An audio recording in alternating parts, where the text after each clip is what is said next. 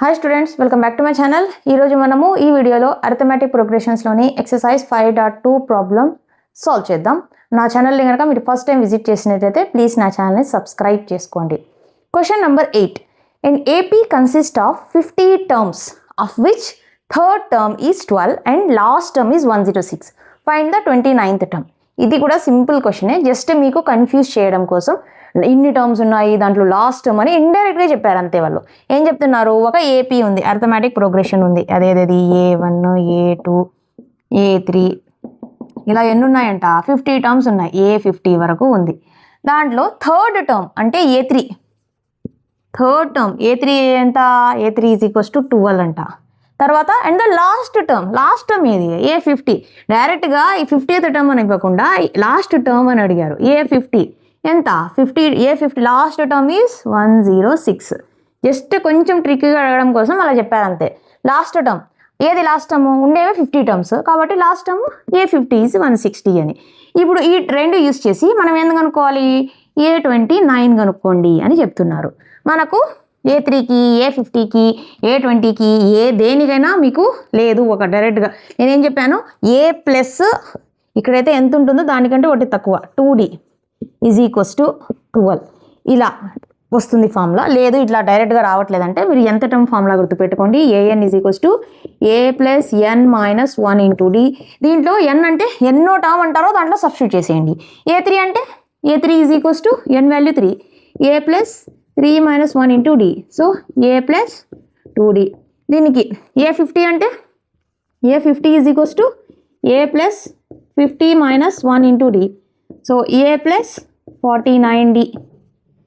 A29 అంటే A29 is equals to A plus 29 minus 1 into D, that is equals to A plus 28D. ఇంతే. లేదు మీరు డైరెక్ట్గానే గుర్తుపెట్టుకుంటాము, A3 అంటే A ప్లస్ ఎంతైతే టర్మ్ ఉంటుందో దానికంటే ఒక నెంబర్ తక్కువ coefficient, A plus 2D. Okay, A plus 2D is equal to 12 ఇచ్చారు. A50 అంటే A ప్లస్ ఒక నెంబర్ తక్కువ 49D. లేదంటే ఇట్లా మీరు సబ్స్టిట్యూట్ చేసినా కూడా వస్తుంది, A plus 49D is equals to ఎంత, 106. ఈ రెండింటిని మనం సాల్వ్ చేసేస్తే A అండ్ D వాల్యూస్ వస్తాయి. ఆ వచ్చిన వాల్యూస్ని A ప్లస్ 28Dలో సబ్స్టిట్యూట్ చేసేస్తే A29th టర్మ్ వచ్చేస్తుంది, 29th టర్మ్ మనకు వచ్చేస్తుంది. దీన్ని సాల్వ్ చేద్దాం. దీన్ని ఈక్వేషన్ 1 అనుకోండి, దీన్ని ఈక్వేషన్ 2 అనుకోండి. మనము రెండు ఏ ఎక్కువ కోఫిషియెంట్స్ రెండు సేమ్గా ఉన్నాయి కాబట్టి జస్ట్ మనం సబ్స్ట్రాక్ట్ చేయాలంటే సైన్స్ మారుతాయి. సబ్స్ట్రాక్ట్ చేస్తే A క్యాన్సిల్ అయిపోతుంది, D వాల్యూ వస్తుంది. Plus A minus A cancel, minus 49 plus 2D ఎంత, minus 47D is equals to 106లో 12 పోతే 6లో 2 పోతే 4, 10లో 1 పోతే 9, 94 మైనస్ ఉంది ఎందుకంటే మైనస్ 106 కదా, సో మైనస్ ఉంది. ఇప్పుడు మైనస్ 47ని రైట్ హ్యాండ్ సైడ్ పంపించేద్దాం. D is equals to minus 94 divided by, ఇక్కడ మల్టిప్లై చేస్తుంది కాబట్టి రైట్ హ్యాండ్ సైడ్ పోతే డివైడ్ చేస్తుంది, minus 47, minus minus cancel. 47 2s చూడండి, 47 into 2, 7 2s 14, 4 2s 8, 94, so 47 1s 47 2s, so D is equals to 2. D value మనకు వచ్చేసింది. ఇంకొక వాల్యూ ఏం కావాలి మనకి, A వాల్యూ కావాలి. A వాల్యూ తీసుకెళ్ళి ఈక్వేషన్ 1లో కానీ ఈక్వేషన్ 2లో కానీ సబ్స్టిట్యూట్ చేస్తే మీకు A వాల్యూ వచ్చేస్తుంది. మనం ఈక్వేషన్ 1లో సబ్స్టిట్యూట్ చేద్దాం. ఏమొస్తుంది, A value A plus 2 into D value వచ్చి 2 ఈజ్ ఈక్వల్స్ టు ఎంత, 12. So A plus 2 2s 4 is equals to 12. A is equals to 12 plus అటు సైడ్ పోతే minus 4, that is equals to 8. A value వచ్చి 8. మనకు కావాల్సిన term 29th term, A29 is equals to A plus, ఇక్కడ already చేసాం అది కూడా చేయండి, లేదంటే జస్ట్ A ప్లస్ ఎంతైతే టర్మ్ ఉంటుందో దానికి ఒకటి తక్కువ, so 28D is equals to A value ఎంత, 8, 28 ఇంటూ D వాల్యూ ఎంత, 2. So 8 plus 28 2s 8 2s 16, 2 2s 4 5, 56 plus 8 14 64, so 64. A29 అంటే 29th టర్మ్ కావాలంటే మీరు క్లియర్గా రాయండి. 29th term is 64. ఇలా జస్ట్ మీకు కన్ఫ్యూజ్ చేయడం కోసం, ట్రిక్కీగా అడగడం కోసం, కొంచెం చూడండి పిల్లలకి అర్థమైందా లేదా అని కనుక్కోవడం కోసం ఇలా అడుగుతారు. చూడండి, ఏపీలో 50 టర్మ్స్ ఉన్నాయి, మొత్తం టర్మ్స్ 50 ఉన్నాయి, దాంట్లో థర్డ్ టర్మ్ ఇచ్చారు, తర్వాత లాస్ట్ టర్మ్ అని చెప్పారు. ఉండేవే 50 కాబట్టి లాస్ట్ టర్మ్ అంటే A50. సో 2 టర్మ్స్ ఎప్పుడైతే మీకు తెలుస్తాయో మనకు తెలిసిన ఫార్ములా నుంచి మనకు 2 ఈక్వేషన్లు వచ్చేస్తాయి. ఆ 2 ఈక్వేషన్స్ నుంచి మనం సాల్వ్ చేసేస్తే A అండ్ D వాల్యూస్ వచ్చేస్తాయి. ఎప్పుడైతే A అండ్ D వాల్యూస్ మనకు వచ్చేస్తాయో మనము వాళ్ళు ఏ టర్మ్ అడిగినా కూడా మనము ఎంత టర్మ్ ఫార్ములా యూజ్ చేసి దాంట్లో A and D values substitute చేసేస్తే మనకు కావాల్సిన ఆన్సర్ వచ్చేస్తుంది. ఓకే, మన నెక్స్ట్ క్వశ్చన్ వచ్చి 9th question. If the third and ninth terms of n AP are 4 and -8 respectively, which term of this AP is 0? అంటే ఒక AP ఉంది, ఏది మన AP A1, A2, A3 అలా వెళ్తూ ఉంటుంది. ఓకే, దీంట్లో థర్డ్ టర్మ్ అంటే A3 is equals to A3 and 9th term. A3 వచ్చి 4 and 9th term A9. Third and 9th, third వచ్చి 4th, 9th వచ్చి -8.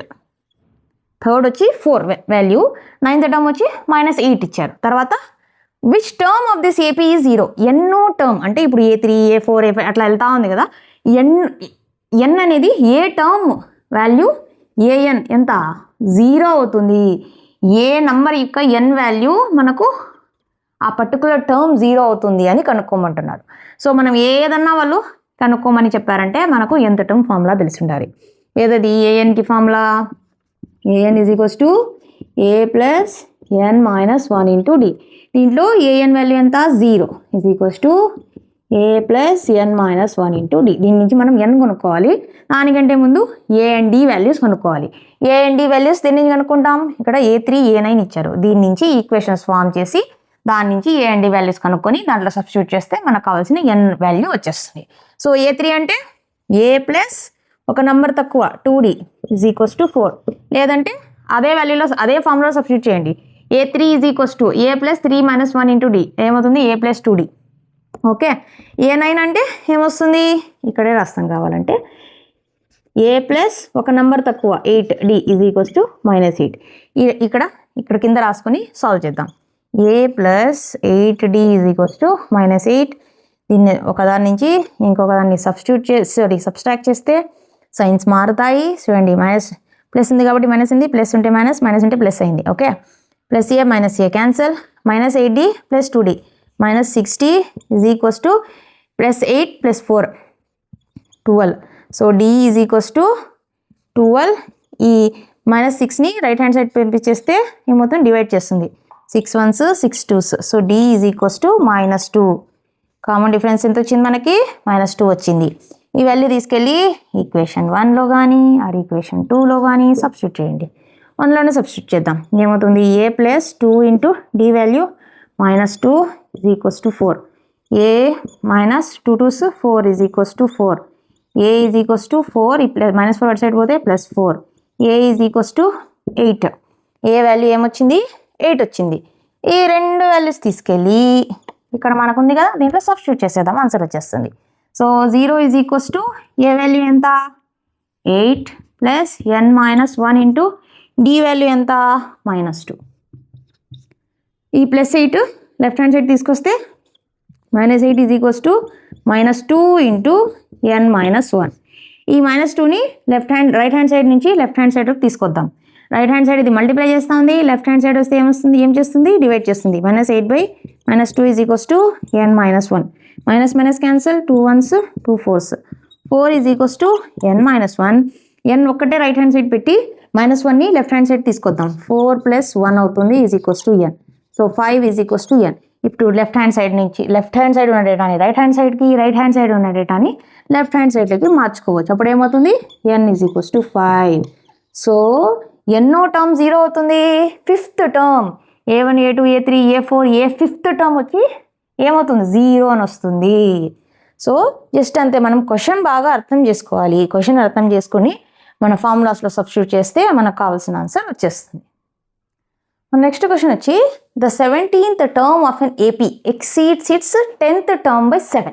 Find the common difference. అంటే ఏమంటున్నారు, నార్మల్గా మనం ప్రీవియస్ ప్రాబ్లమ్స్లో అడుక్కున్నట్టు కూడా సేమ్ ఏపీని ఏమనుకుందాం A1 A2 A3 ఇలా పోతా ఉంటే ఒక ప్లేస్లో A10 తర్వాత అలాగే వెళ్తూ ఉంటే లాస్ట్లో A17 అట్లాగే వెళ్తూ ఉంటుంది అనుకుందాం. తర్వాత ఏమంటున్నారు 17th టర్మ్ వచ్చి ఆఫ్ ఎన్ ఏపీ ఎక్సీడ్స్ ఈ 17th టర్మ్ ఈ A10 టర్మ్ కంటే ఎంత 7 times ఎక్కువ ఉందంట. అంటే ఆ రెండింటి మధ్య డిఫరెన్స్ ఈ A17 A10కి డిఫరెన్స్ A10 ఎంత బై 7. A17 పెద్దది ఎందుకంటే 17th term of n AP exceeds అంటే ఎక్కువ ఉంది ఆఫ్ ఇట్స్ 10th టర్మ్ కంటే ఎంత by 7. So 17 minus A10 is equals to 7. ఇప్పుడు దీని నుంచి మనం ఏం కనుక్కోవాలి కామన్ డిఫరెన్స్ కనుక్కోండి అంటున్నారు. ఎప్పుడైతే మీకు ఏదన్నా ఇట్లా A17 A10 అంటే నేనేమన్నాను ANకి ఫార్ములా తెలిసి ఉండాలి A plus N minus 1 into D. A17 అన్నారు కాబట్టి N value 17 A17 is equals to A plus 17 minus 1 into D is equals to A plus 16D. ఇంకొకటి వచ్చి 10 A10 is equals to A plus 10 minus 1 into D that is equals to A plus 9D. ఇవి రెండు తీసుకెళ్ళి దీనిలో substitute చేసేయండి. లేదంటే మీకు డైరెక్ట్గా గుర్తుందంటే A17 అంటే A ప్లస్ జస్ట్ ఆ నెంబర్ కంటే ఒకటి తక్కువ 16D మైనస్ ఇక్కడ బ్రాకెట్లు పెట్టుకోండి. A10 అంటే మళ్ళా A ప్లస్ 10 నెంబర్ కంటే ఒకటి తక్కువ 9D ఈజ్ ఈక్వల్స్ టు 7. మనం అక్కడ చేసినప్పుడు కూడా చూడండి ఇదే వచ్చింది. ఇప్పుడు దీన్ని జస్ట్ సాల్వ్ చేసేస్తే మీకు D వాల్యూ వచ్చేస్తుంది. అందుకనే వాళ్ళు ఏ కనుక్కోమలేదు జస్ట్ కామన్ డిఫరెన్స్ D కనుక్కోండి అన్నారు. ఎందుకు చెప్పండి. ఇప్పుడు మనం దీన్ని సాల్వ్ చేస్తే ఏ క్యాన్సల్ అయిపోతుంది, ఏని కనుక్కోలేము. అందుకనే వాళ్ళు Dని మాత్రం కనుక్కోండి అని చెప్తున్నారు. సో దీన్ని సాల్వ్ చేద్దాం. A ప్లస్ 16D ఎట్లే ఉంటుంది, ఈ మైనస్ లోపల తీసుకెళ్తే minus A minus 9D is equals to 7 plus A minus A cancel అయిపోతుంది. 16D మైనస్ 7D ఎంత అవుతుంది 16లో 9 పోతే 7D is equals to 7. D is equals to 7. ఈ 7ని రైట్ హ్యాండ్ సైడ్ తీసుకెళ్తే అది డివైడ్ చేస్తుంది, ఇక్కడ మల్టిప్లై చేస్తుంది కాబట్టి 7 1. So D is equals to 1. Common difference ఎంత 1. ఇట్లా కొంచెం జస్ట్ ట్రిక్కీగా అడిగారు అంతే. ఎప్పుడైతే మీకు క్వశ్చన్ అర్థమయ్యి కాన్సెప్ట్ తెలుస్తుందో వాళ్ళు ఎట్లా అడిగినా కూడా మీరు సాల్వ్ చేయగలుగుతారు. నెక్స్ట్ క్వశ్చన్ వచ్చి which term of the AP 3, 15, 27, 39 will be 132 more than its 54th term. అంటే ఒక AP ఇచ్చారు, గివెన్ AP ఏమి ఇచ్చారు 3, 15, 27, 39 ఒక AP ఇచ్చారు. దీంట్లో will be which term of the AP A term ఈ particular APది 132 more than its 54th term అంటే 54th టర్మ్ కంటే 132 వాల్యూ ఎక్కువ ఉంటుంది అని చెప్తున్నారు. దీన్ని మనం ఎలా సాల్వ్ చేయాలంటే ఫస్ట్ 54th టర్మ్ని కనుక్కోవాలి. కనుక్కున్న తర్వాత ఆ టర్మ్ వాల్యూ వస్తుంది కదా, ఆ వాల్యూకి 132 యాడ్ చేయాలి. యాడ్ చేసి తర్వాత ఇంకొక ఆన్సర్ వస్తుంది కదా, ఆ ఆన్సర్ని మనము ఎన్ వాల్యూ ఎంత టర్మ్కి ఈక్వల్టీ చేసుకొని దాని నుంచి ఎన్ కనుక్కోవాలి. అప్పుడు ఆ ఏ టర్మ్ అనేది వస్తుంది. ఓకే, సో మనకు ఆల్రెడీ 54th కాబట్టి 132 మోర్ దాన్ 54th టర్మ్ అన్నారు కాబట్టి ఫస్ట్ 54th టర్మ్ అంటే ఏది A54 కనుక్కోవాలి. ఫస్ట్ మనం A54కి ఫార్ములా ఏమి A ప్లస్ కావాలంటే ఏఎన్కి మళ్ళీ ఇక్కడ రాస్తాను. AN is equals to A plus N minus 1 into D.